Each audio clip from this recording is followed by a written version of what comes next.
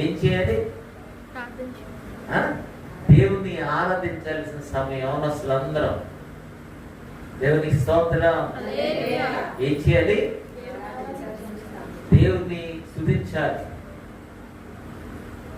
దేవుని గణపరచాలి.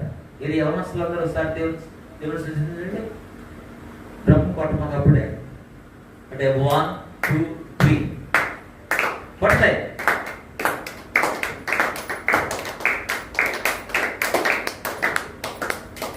ఇట్లా కొట్టండి. యుద్ధ సమయమన మీ దగ్గర కత్తి బాణాలు లేవని అర్థం. సౌలు యుద్ధానికి వెళ్తున్నాడు ఫిలిష్తీయుల మీద.